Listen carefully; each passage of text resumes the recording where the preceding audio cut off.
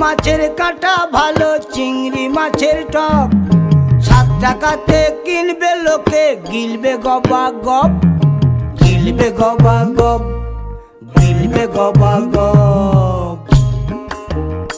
ও তোর কচি পোনা,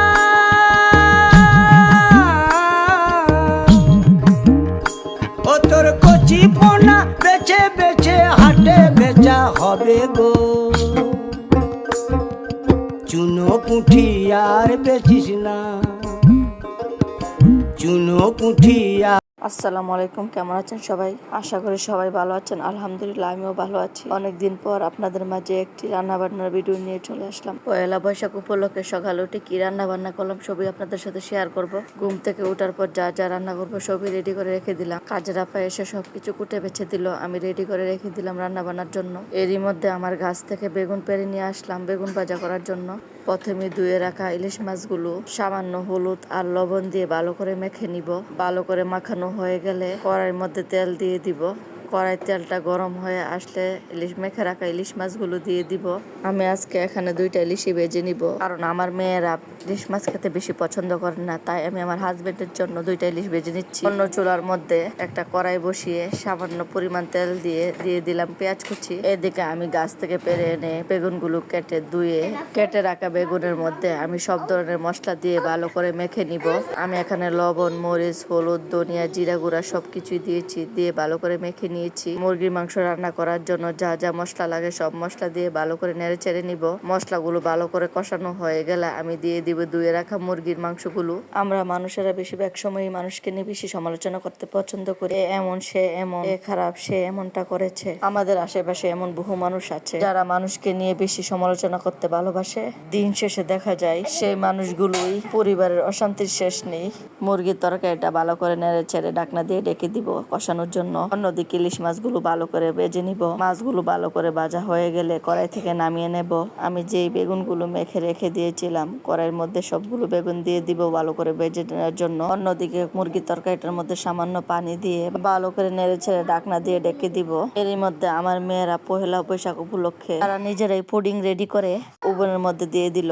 অন্যদিকে বেগুনগুলো ভালো করে ভেজে নিব। বেগুনগুলো মোটামুটি ভাজা হয়ে আসলে দিয়ে দেব পেঁয়াজ কুচি। পেঁয়াজ কুচির সাথে এখন বেগুনগুলো আরো ভেজে নিব। পেঁয়াজ কুচি আর বেগুনগুলো ভালো করে মচমচা হয়ে আসলে আমি চুলা থেকে বেগুন ভাজাগুলো নামিয়ে নেব। আমি কড়াই থেকে সবগুলো বেগুন ভাজা নামিয়ে নিয়ে এই কড়াইটার মধ্যেই ইলিশ মাছগুলো ভালো করে ভাজি করার জন্য পেঁয়াজ কুচি দিয়ে যা যা মশলা লাগে সবগুলো মশলা দিয়ে ভালো করে কষিয়ে নেব। মুরগির তরকারিটা মোটামুটি হয়ে গিয়েছে, একটু নেড়াচেড়ে আবার ঢাকনা দিয়ে ডেকে দিব। জীবনে ঝামেলা যতই থাকুক চিন্তা করলে বেড়ে যাবে, চুপ থাকলে কমে যাবে, ধৈর্য রাখলে শেষ হয়ে যাবে, আর আল্লাহর উপর বিশ্বাস রাখলে তা খুশিতে পরিবর্তন হয়ে যাবে। আমার রান্না বান্না প্রায় শেষ হয়ে এসেছে। আমার মাছের ভাজিটাও হয়ে গিয়েছে। ধনিয়া পাতা কুচি দিয়ে নামিয়ে নেব। অন্যদিকে আলু ভর্তা বানানোর জন্য প্রথমে একটা কড়াইয়ের মধ্যে শুকনা মরিচ ভেজে নিব, তারপর পেঁয়াজ কুচি দিয়ে ভেজে নিব। অন্য চুলার মধ্যে আমি ভাত বসিয়ে দিয়েছি। তারপর শুটকি ভর্তা বানানোর জন্য আমি 3-4টা শুটকি টেলে নিচ্ছি। অন্যদিকে খিলপাটার মধ্যে শুকনা মরিচ বেটে নিচ্ছি। আমার শুটকির ভর্তাটা প্রায় বানানো হয়ে গিয়েছে, এখন আমি একটা বাটির মধ্যে রেখে দিব। আমি আজকে যা যা রান্না করব সবকিছু করে ফেলেছি। আমার সব রান্না বান্না কমপ্লিট। ভর্তাটা খেতে অনেক মজা হয়েছিল, অনেক ভালো লেগেছিল। আমার আলু ভর্তাটাও অনেক ভালো হয়েছিল। রান্না বান্নার ফাঁকে আমি যে ওভেনের মধ্যে ফুডিং দিয়েছিলাম আমার ফুডিংটাও হয়ে গিয়েছে। ওভেন থেকে ফুডিংটা নামিয়ে অন্যদিকে আলু ভর্তা করার জন্য যা যা লাগবে সবকিছু রেডি করে নিয়ে নিলাম। আলু ভর্তা করার জন্য আমি পেঁয়াজ কুচি সরিষার তেলের মধ্যে সামান্য ভেজে নিলাম। তারপর সামান্য একটু সরিষার তেল দিয়ে যা যা লাগে সবকিছু দিয়ে মেখে নিব। আমার আলু ভর্তাটাও রেডি হয়ে গিয়েছে, এখন আমি টেবিলে নিয়ে রেখে দিব। আজকে আমি পহেলা বৈশাখ উপলক্ষে যা যা রান্না করেছি সবই টেবিলে নিয়ে রেখে দিয়েছি। এখানে আছে আলু ভর্তা, শুটকি ভর্তা, বেগুন ভাজা, মুরগির মাংস রান্না, গরুর মাংসের কালা বোনা, ইলিশ মাছ ভাজি, সবকিছু রান্না বান্না করে আমি টেবিলের মধ্যে রেখে দিয়েছি। আমার হাজবেন্ড আসলে আমি সবকিছু তাকে বেড়ে দিব।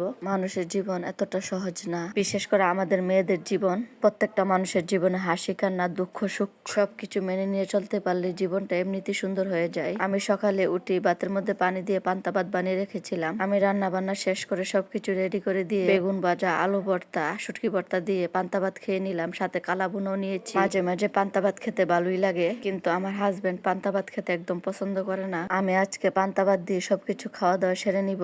এরই মধ্যে আমার হাজবেন্ডও চলে এসেছে, তাকে সবকিছু আমি পরিবেশন করে দিলাম। যা যা রান্না বান্না করেছি সবকিছু তাকে সুন্দর করে বেড়ে দিলাম। সে খুব সুন্দরভাবে খাওয়া দাওয়া সেরে নিল।